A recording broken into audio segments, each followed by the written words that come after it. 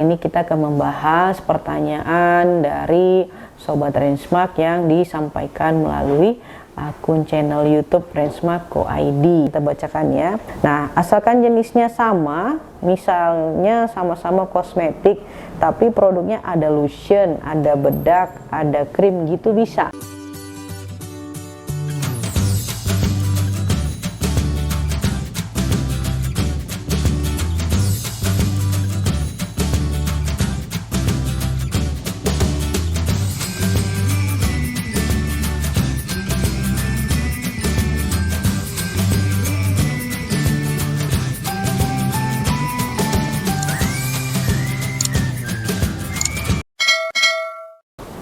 Assalamualaikum warahmatullahi wabarakatuh.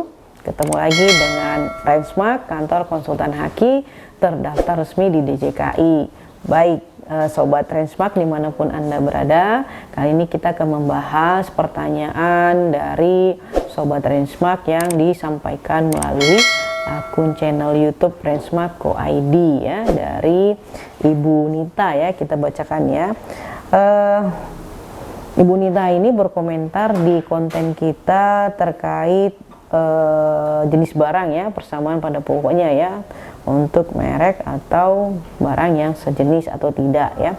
Nah, asalkan jenisnya sama, misalnya sama-sama kosmetik, tapi produknya ada lotion, ada bedak, ada krim gitu bisa, gitu ya. Ini maksudnya mungkin apakah bisa didaftar, tapi pembandingnya juga kosmetik mereknya sama, begitu ya. Namun yang dia daftarnya lotion, lebih didetailkan ya, lotion, bedak, krim, apakah itu bisa. Nah, terhadap permohonan merek ya, ada syarat-syarat di mana merek itu tidak dapat didaftar dan merek yang ditolak. Acuannya di mana? Acuannya di pasal 20 dan pasal 21 Undang-Undang Nomor 20 Tahun 2016 tentang merek dan indikasi geografis ya. Artinya tidak semua merek yang kita daftarkan itu pasti disetujui untuk didaftar dan terbit sertifikat merek. Jadi ada kalanya merek yang kita ajukan itu ditolak dengan alasan apa? Salah satunya merek tersebut ya, atau merek yang kita ajukan memiliki persamaan pada pokoknya dengan merek yang sudah terdaftar, artinya sudah terbit sertifikat dan dalam masa perlindungan, atau merek yang dimohonkan lebih dulu, artinya sudah dimohonkan lebih dulu dan statusnya persetujuan untuk didaftar untuk barang atau jasa sejenis. Nah, terhadap Ibu Nita ini mau mendaftarkan mereknya adalah barang kosmetik ya, yang berupa rinciannya lotion, bedak, dan krim. Nah, apabila merek yang Ibu Nita daftarkan itu memiliki persamaan pada pokoknya ya, baik dari konseptual, visual, dan fonetik dengan merek yang sudah terdaftar lebih dulu atau dimohonkan lebih dulu untuk barang yang sejenis, misalnya barangnya adalah kosmetik gitu ya.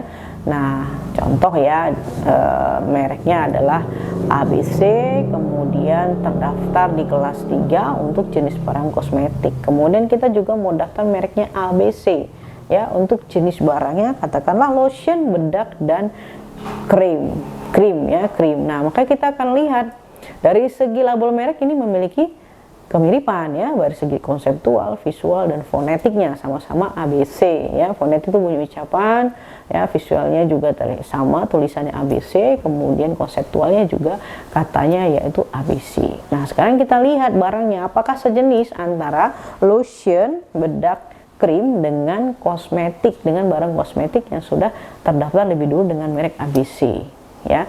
Bagaimana penentuan penilaiannya? Kita bisa lihat di pasal 17 ya, Peraturan Menteri Hukum dan HAM nomor 67 tahun 2016 ya. Di situ dinyatakan bahwa penentuan penilaian barang dan atau jasa sejenis dilihat dari beberapa indikator ya. Nah, pertama itu sifat ya, tujuan penggunaan, cara pembuatan, target konsumen atau target marketnya ya. Nah, itu akan dinilai ya. Dan jika kita lihat merek barang lotion, bedak, krim itu adalah merupakan secara sifatnya sama-sama kosmetik ya.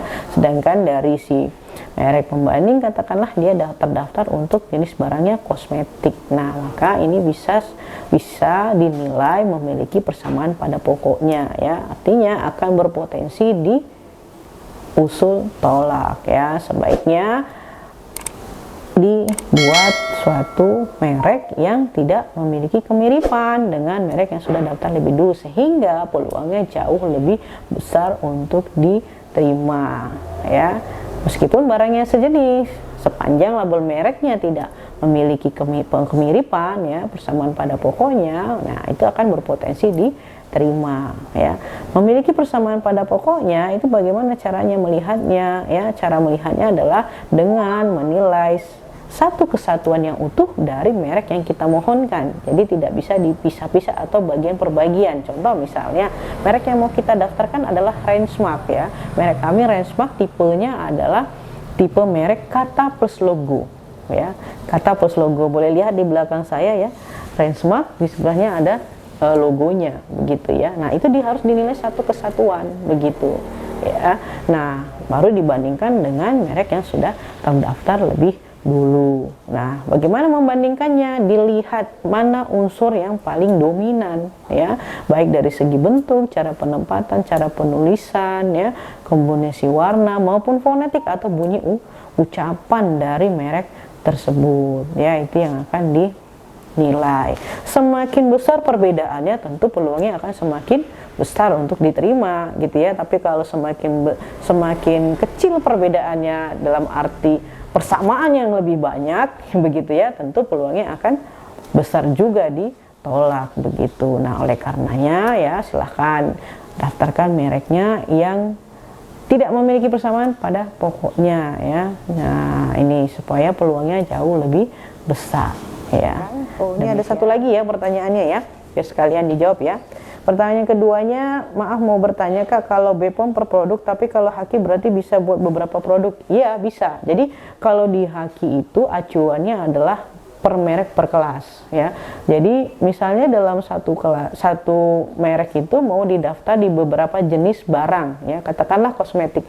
Kosmetik itu berada di kelas 3. Nah kelas 3 itu ada uraian jenis barangnya lebih dari 1000 ya. Jadi misalnya milihnya jenis barangnya ya tadi lotion, bedak, krim gitu ya, dikasih satu merek. Nah kalau kita lihat lotion, bedak, krim ini kan berada di dalam satu kelas, yaitu kelas 3. Nah itu biaya pendaftarannya ya satu merek satu kelas ya. Nah cukup bayar satu kelas, meskipun dalam uraian jenis barangnya lebih dari satu jenis barang ya, lebih dari satu jenis barang. Contoh lotion, bedak, krim itu kan ada 3 jenis barang. Tapi sepanjang masih dalam satu kelas, yaitu kelas 3, maka bayarnya satu merek satu kelas begitu. Nah ini berbeda dengan di BPOM. Kalau di BPOM itu kan per produk ya, per produknya. Jadi meskipun mereknya diberikan untuk 3 produk, tapi kalau untuk di BPOM itu bukan dilihat dari mereknya, tapi produknya apa saja, karena akan dinilai juga dengan nanti kemasannya.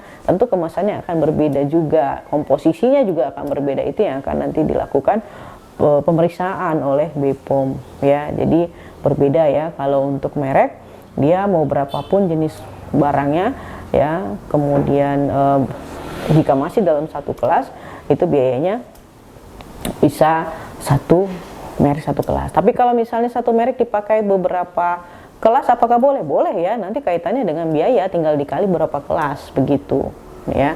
Nah terkait dengan BPOM itu acuannya bukan di mereknya, tapi acuannya pada produknya apa saja gitu ya. Nah itu yang harus dilihat, dan itu akan dinilai per produknya meskipun mereknya sama. Nah namun perlu diingat, ketika kita mau mengurus izin edar di BPOM ya, harus memiliki merek, salah satu syaratnya ya. Jadi harus ada sertifikat mereknya atau setidak-tidaknya bukti daftar merek begitu ya, meskipun produknya dalam satu merek yang sama begitu ya. Nah ini 2 institusi yang berbeda kewenangannya dan memiliki persyaratannya juga berbeda ya. Demikian kami sampaikan. Assalamualaikum warahmatullahi wabarakatuh.